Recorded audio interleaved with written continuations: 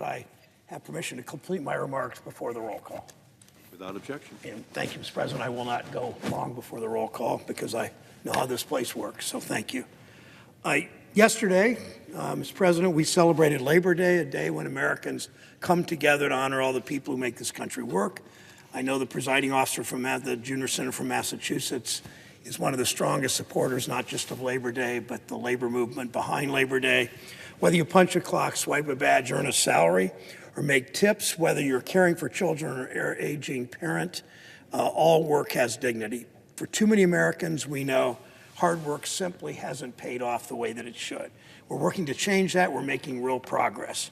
We're taking historic steps to put workers first, to invest in American workers, and to make our economy work for every American, not just CEOs, not just Wall Street.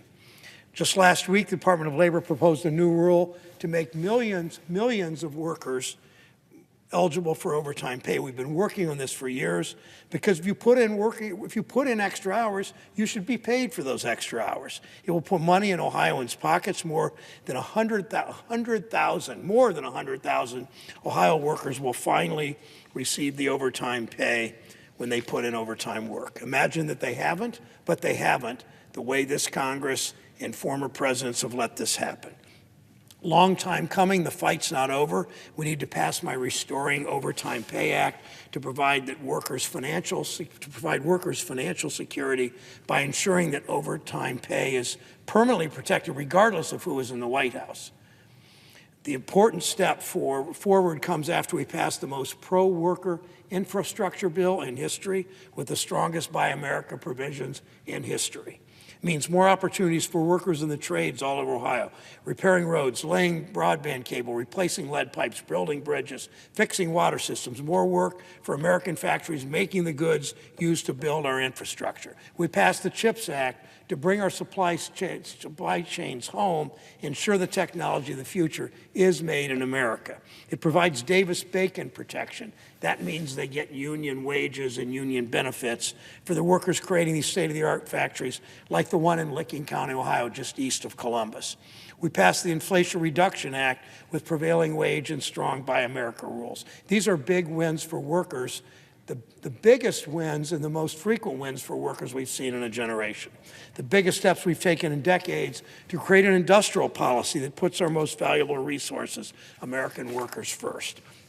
Companies that recognize it's their workers who drive their success are the ones that will lead their industries into the future. Whether it's Licking County, where Intel entered a project labor agreement with the trades, something we insisted on in this body, or outside of Toledo in Fulton County, where Art Solar is building a solar farm with union workers, or in the Mahoning Valley, where Altium just agreed, and I was there a few days ago, to raise wages by 25% after we pushed them to engage in the workers' union.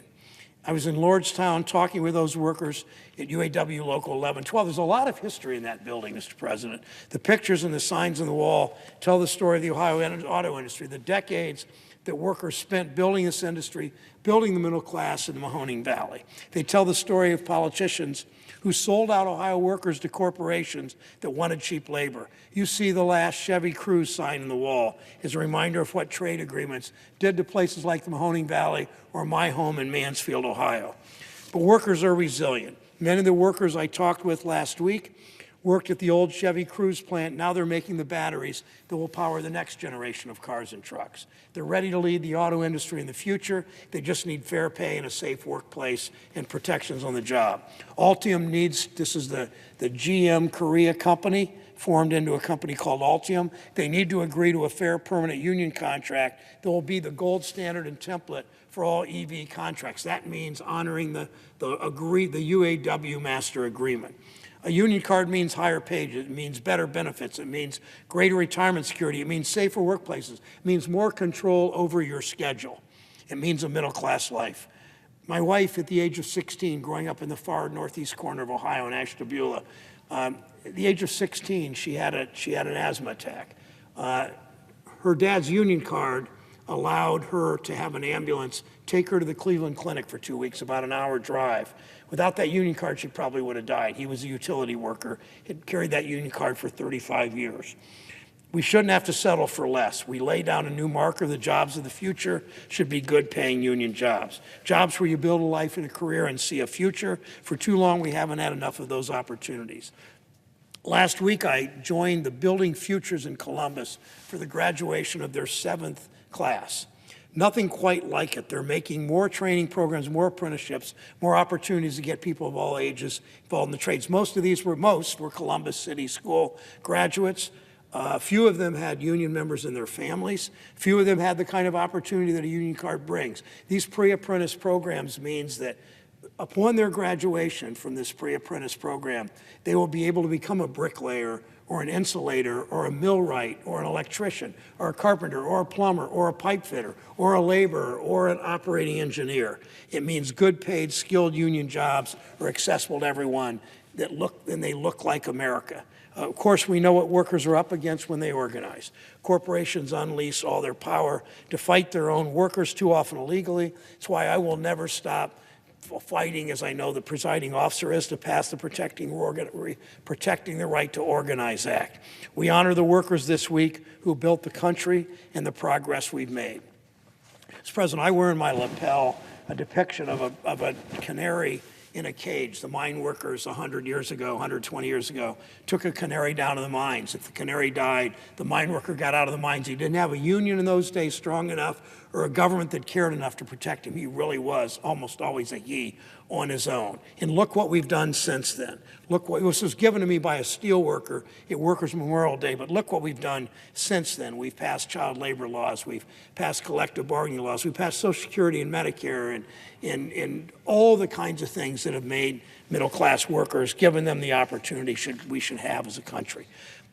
This week, we honor and celebrate that proud tradition. We recommit to fighting for the dignity of work, whether it's the PRO Act, whether it's the passing the Railway Safety Act, whether it's standing with workers on the picket lines. When work has dignity, every American's paid the living wage they've earned. Just this week, a group of us took on, if you will, in a labor dispute. Workers were about to strike. Workers were on the picket line. Hospital workers, mostly low-paid workers, not offered much from their employer, their big Cleveland hospital. They came to an agreement in part because of public pressure, in part because there's a strong organized union, organized labor at the bargaining table. When workers have dignity, workers have retirement security and paid leave and power over their schedules and their lives. When you love this country, you fight for the people who make it work. That's what Labor Day is about. That's what organized labor is all about. Mr. President, I ask for the following remarks to be put a separate place in the record.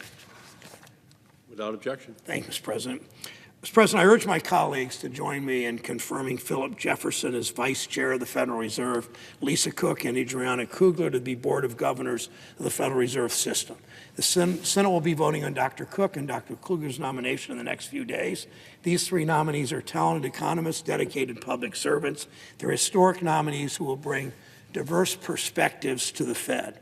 If confirmed, our Board of Governors will better reflect the country and the people who make it work. Our economy works better when we have people from diverse backgrounds, people who bring new ideas and different perspectives, not just the same old Wall Street corporate consensus. Dr. Philip Jefferson is a respected economist whose nomination for vice chair came out of our committee, the committee I chair, Banking, Housing, and Urban Affairs, with unanimous support. When he was first confirmed last year, he had wide bipartisan support in the Senate. Dr. Jefferson brings to the Fed outstanding academic credentials, years of strong leadership experience. He's a renowned scholar. He's a leading expert in monetary policy and the economics of poverty. Dr. Jefferson possesses a strong understanding of how higher prices hurt the most economically insecure Americans, and that access to good-paying jobs is the best antidote to poverty. He'll be the second black man to serve as vice chair in the Board of Governors. Dr. Lisa Cook is a well-qualified economist who has served with distinction since filling a vacancy last year in the Board of Governors. She brings a breadth of research, international experience in monetary policy, banking, and financial crises. Dr. Cook's experience in international economics has immense value as we continue in our economic recovery amidst global inflation. Prior to joining global inflation that's higher in most of the rest of the world than it is here. Prior to joining the Fed, Dr. Cook taught economics and international relations at the Kennedy School of Government and Michigan State University. During the Obama administration, she served in the Council of Economic Advisors as a senior economist and at the Treasury Department under the administrations of both Presidents Bush and Obama. She grew up in the South. She worked in the industrial Midwest, a state just north of mine, Michigan. She understands the vital role that workers and local communities play in building a strong economy. I have faith in her judgment to set monetary policy that grows our economy from the middle out and the bottom up.